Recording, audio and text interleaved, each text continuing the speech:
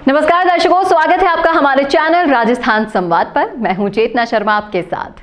दोस्तों, हम हमारे हिस्टोरिकल सीरीज में रोज आपके लिए लेकर आ रहे हैं कुछ ऐसे फैक्ट्स और शख्सियत के बारे में जानकारियां जो आपने कहीं नहीं सुनी होंगी।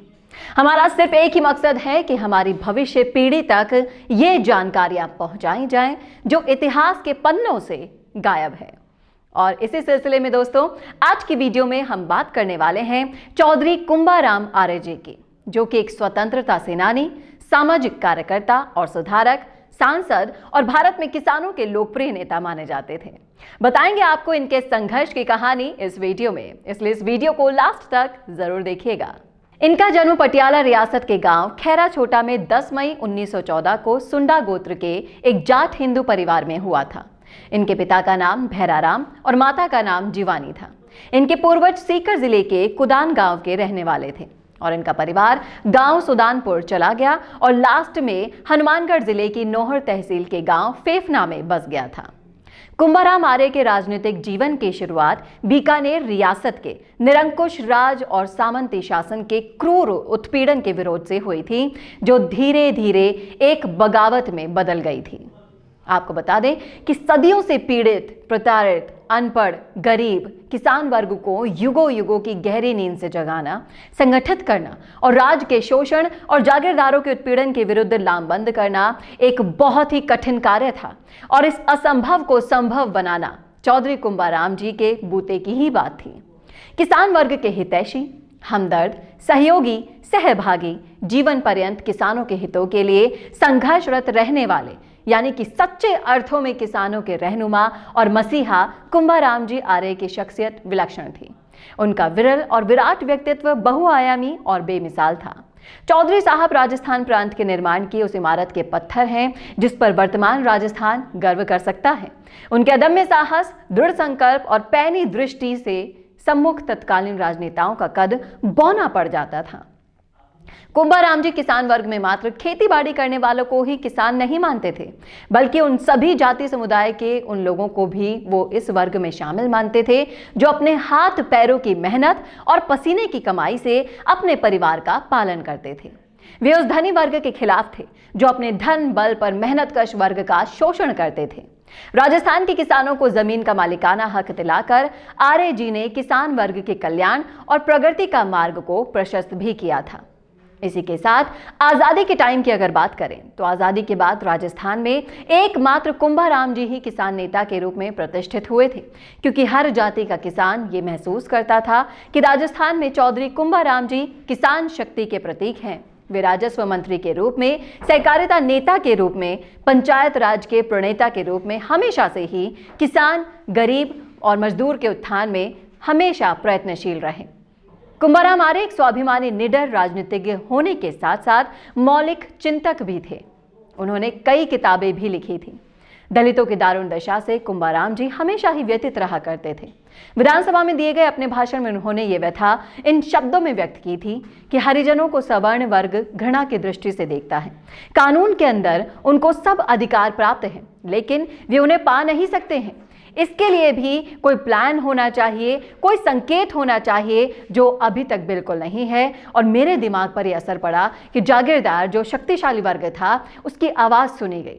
मैं इस चीज को इस तरह से देखता हूं कि सभी सहायक सबल के को न निबल सहाय, पवन जरावत आग को दीप ही देत बुझाए।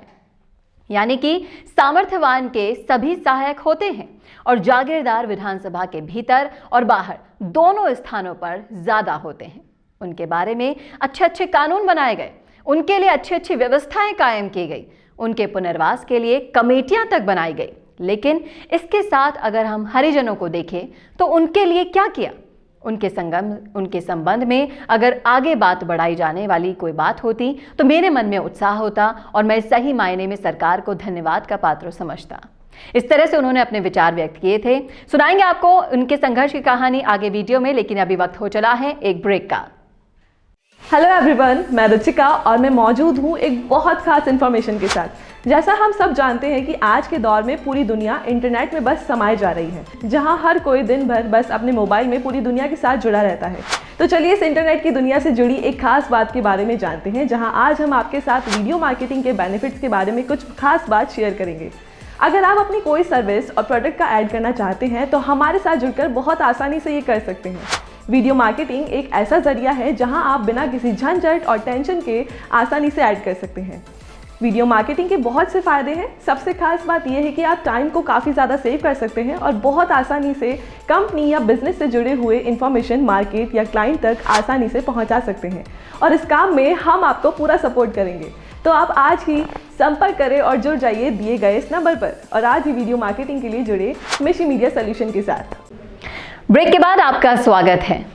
कुंभाराम जी अक्सर कहा करते थे कि राज्य व्यवस्था तो गन्ने के समान है, जो संगठन शक्ति के दांत वालों के लिए तो रस भरा होता है, लेकिन बिना दांत वालों के लिए यानी कि असंगठितों के लिए बांस की लाठी के समान ही है। कुंभाराम जी मानते थे कि नौकरशाही के हाथों आम आदमी का भला होना बिल्कुल असंभव है। इसलिए लोगों के राज में भागीदारी के लिए किसान यूनियन और पंचायत राज संघ की स्थापना उन्होंने की, और इसी प्रकार आर्थिक प्रगति के लिए जनता की सहभागिता के लिए उन्होंने सहकारी आंदोलन के प्रसार में एक प्रमुख भूमिका निभाई थी। कुंभाराम ने विभिन्न बाधाएं पार करते हुए 50 साल से लंबी अवधि तक राजस्थान और राष्ट्र की राजनीति पर अपनी दमदार उपस्थिति दर्ज कराई थी, और राजनीति के क्षेत्र में वे एक जुझारू, अक्खड़, स्पष्ट वक्ता, निर्भीकता से दो टूक बात कहने वाले राजनेता माने जाते थे। विभिन्न राजनीतिक दलों जैसे कि प्रजा परिषद, कांग्रेस, जनता पार्टी, भारतीय क्रांति दल और भारतीय लोक दल में उन्होंने अपने प्रखर व्यक्तित्व की छाप छोड़ी थी। वे जहां भी रहे अग्रणी रहे और शान से रहे। कभी मंत्री पद की शपथ, कभी पद से त्याग पत्र, कभी ये पार्टी, कभी वो पार्टी, कभी आंधी, कभी शांति, कभी लड़ाई, कभी सुलह, कभी हार तो कभी जीत।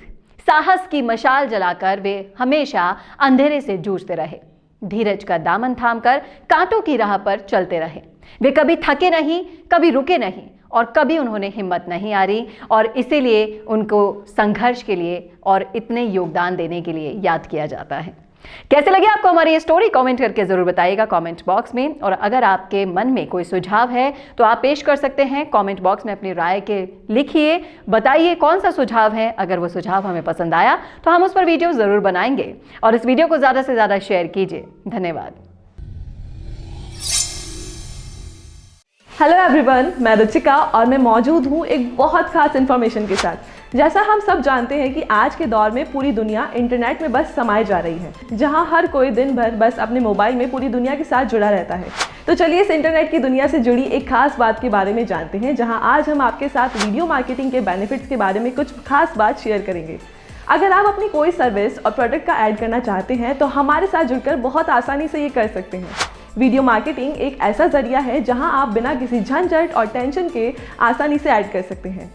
वीडियो मार्केटिंग के बहुत से फ़ायदे हैं। सबसे खास बात यह है कि आप टाइम को काफ़ी ज़्यादा सेव कर सकते हैं और बहुत आसानी से कंपनी या बिजनेस से जुड़े हुए इन्फॉर्मेशन मार्केट या क्लाइंट तक आसानी से पहुंचा सकते हैं, और इस काम में हम आपको पूरा सपोर्ट करेंगे। तो आप आज ही संपर्क करें और जुड़ जाइए दिए गए इस नंबर पर, और आज ही वीडियो मार्केटिंग के लिए जुड़े मिशी मीडिया सोल्यूशन के साथ।